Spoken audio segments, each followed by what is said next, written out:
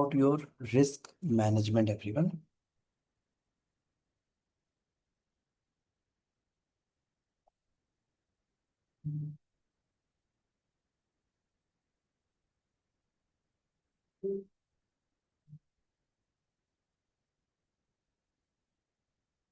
Risk management. Now, first of all, you need to understand certain base points, everyone. That over here in your complete risk management, we'll talk about two types of risk. One is your foreign exchange risk, forex risk. Second is your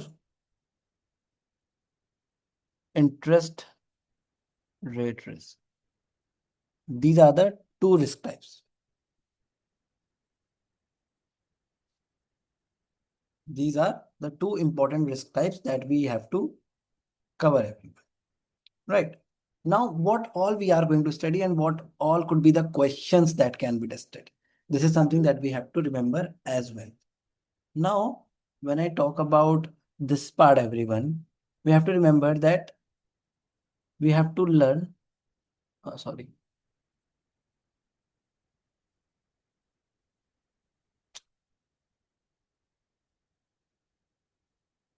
hedging techniques.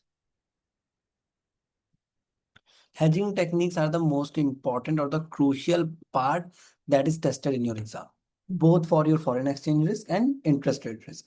Now, hedging techniques will be your two types of internal hedging techniques and external hedging techniques. Most of the hedging techniques, the name will be almost the same. Okay, the name will be almost the same. But now we will start with the FM wala part as well. So first of all, we have to learn the basics of techniques. We have to learn basics as well. Before basic, only after basic we will move forward. Okay. Now, beta, remember one more thing. Every question that you guys will solve for risk management, for NPV, it is not like you just go and solve the question, that's it. It is not going to go like that. You have to write something at the end of the question, especially when I talk about risk management. Now, what all you will be writing, we'll talk about that. So, written part as well. Now, please remind me once, because when I talk about NPV questions, over there, what you are supposed to write, over there, you are not supposed to write a lot. Okay. So when I'll move to your professional skills, how you are supposed to inculcate your answer, inculcate your professional skills in your answer. This is something that we will learn. So that is something that we will learn in one of the classes, not today, because we still have a lot to cover. Okay, so we will talk about your internal and external hedging techniques, everyone. So these are the hedging techniques that we have to cover. Okay.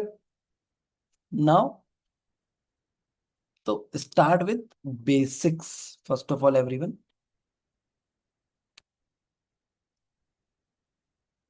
We'll start with the foreign exchange risk, first of all.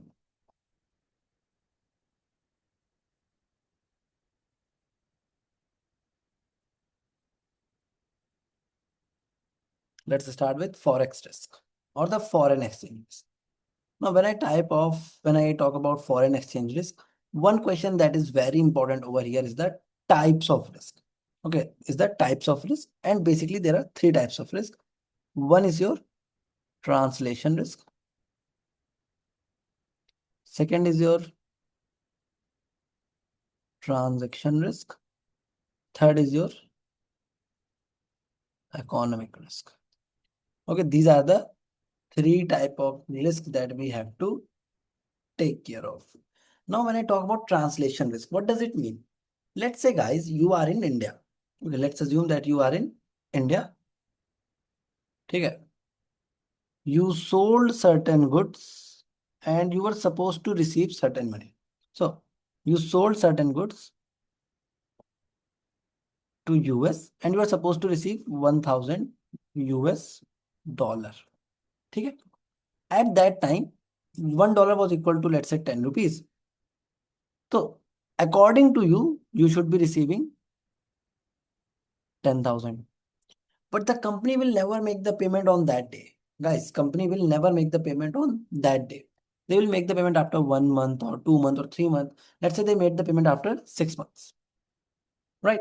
They make the payment of, again, they made the payment of 1000 US dollar. So they did their part. But now the dollar, value of dollar depreciated. $1 is equal to 9 rupees. Due to which what happened? They made the full payment, but you made a loss of 1000. You made a loss of 1000 over here. This is called as transaction risk, everyone. Okay, though sorry, this is not translation risk, this is transaction risk. This is your transaction risk, which happened because of the transaction. The risk that happened because of the transaction. Okay, this is your transaction risk. Now, if I talk about translation risk, let's say you are a company in India and you have a subsidiary which is in Dubai, or you have certain assets, certain liabilities, or anything over there, any other foreign country.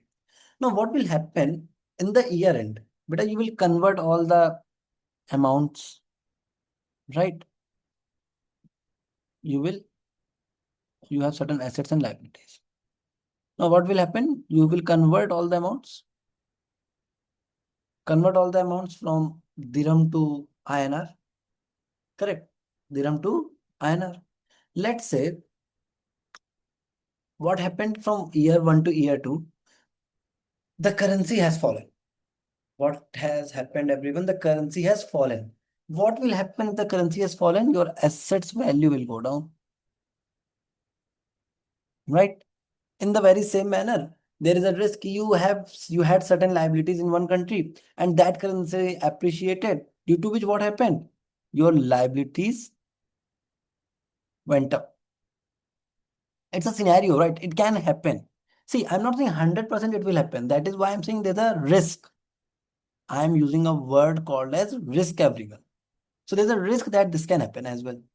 So now because of the translation, actual mein beta there is no change. But while translating only,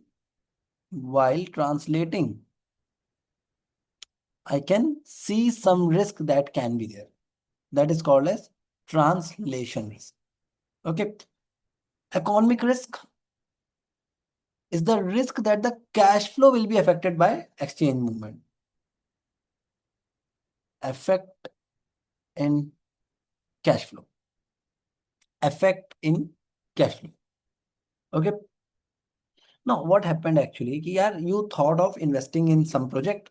You took NPV analysis and you did everything. You did everything right. Now, what happened actually? Ki yaar, the exchange rate that you used during your initial calculation. Guys, what happened? The exchange rate that you used during your initial calculation, that was something else. That was a little different one.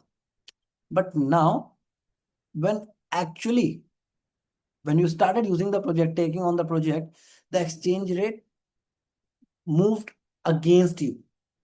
The exchange rate moved against you, due to which the NPV that was positive earlier is now negative. That was positive earlier is now negative. Are you getting my point? Earlier it was positive and now it is negative. So what happened? It's an economic risk that now you will have to carry on the project. So it can affect a company even if you are not importing or exporting actually. So it's a very significant issue for the financial manager and it is very difficult to hedge against this economic risk. Okay, so always remember the most difficult risk to hedge against is the economic risk. Now we come to the second part. Yes, sir. Okay, I understand that there are problems. With the hedging wala part. Okay, so now the second thing that I need to understand ki how can I manage this risk? Are you getting my point? How can we manage this risk? For that, guys, we have certain hedging techniques. We have certain hedging techniques. Now, these hedging techniques will be divided into two parts.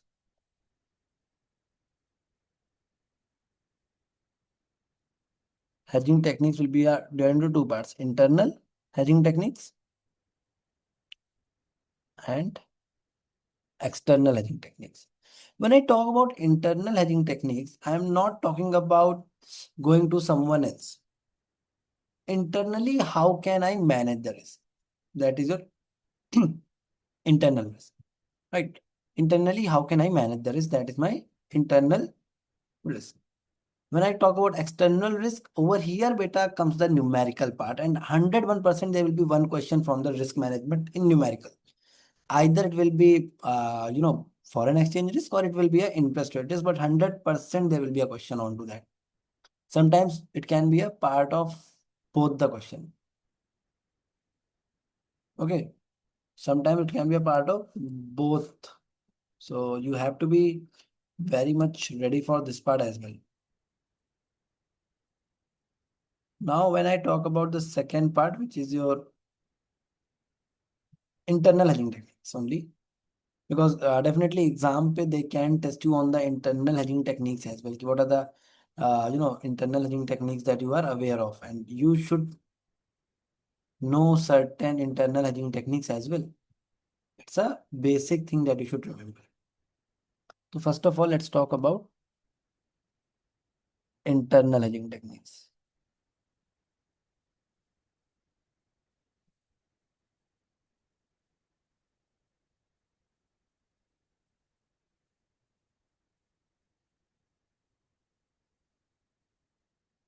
Okay, internal hedging techniques.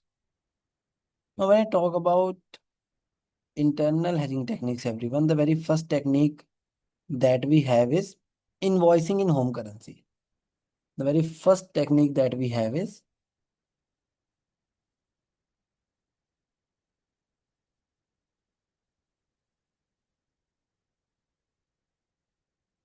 the very first technique that we have is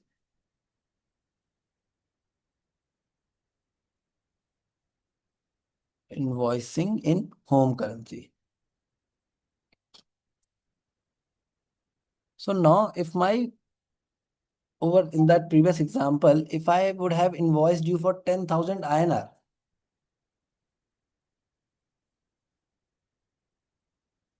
I have the 10,000 and you have to pay me 10,000 INR. Then no matter whether dollar is moving up or down, I don't have to worry about anything else. Why? Because beta, I am going to get 10,000 rupees. That's it. I'm worried about that much part. That's it. So that is the first best technique. Second technique is leading. Now, what happened in leading, everyone? You feel like your interest rate might fall in future. Interest rate might fall in future. So it is better that I should ask for the money right now, because it will fall in future. Let's go and ask for the money right now.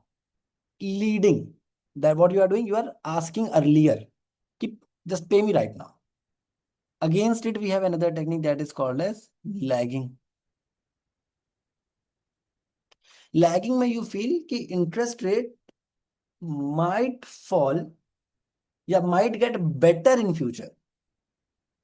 Interest rate might get better in future. So it is better that we ask for the payment in future only. Don't ask for the payment right now. Ask for the payment in future. Okay. Then we have one technique that is called as netting. So we have technique called as netting and another technique that is called as matching. Netting and matching. Now, when I talk about netting over here, now wherever both sales and purchase transactions occur in a foreign currency, we can offset the receivables and payables. And we have to only consider the net of amount. Okay. Let's say you made certain sales to a US client and you actually made purchase from the US client. So what you will do, you will ask your US client to please make the payment directly to your purchaser. directly to the purchaser, and you will just take the net of amount. So that is called as netting. That is called as netting. Netting is of transactions. Always remember, netting is of transaction. When I talk about matching, matching pay guys, the same currency denominations of the same currency denomination of individual transactions or assets and liabilities are offset to reduce or remove the impact of exchange rate fluctuations. Are you getting my point? So basically, I'll match out ki what are my assets. Assets are 100,000. I'll take that much liabilities, 100,000 in that currency. So now that is matched out. That is matched out. So I'm using what? I'm doing a hedging technique. Okay. What I'm doing, guys? I'm using a hedging technique. So this is how I can use internal hedging techniques to remove or reduce my risk. To remove or reduce my risk, everyone. Now, this is the basic theory only. अब इसमें से please understand what are the questions that they will ask. First question that they can test you is the what are the different types of foreign exchange risk, but a very high tested area. Second, they might ask you 2 or 3 internal hedging techniques. These are the only questions that they'll ask.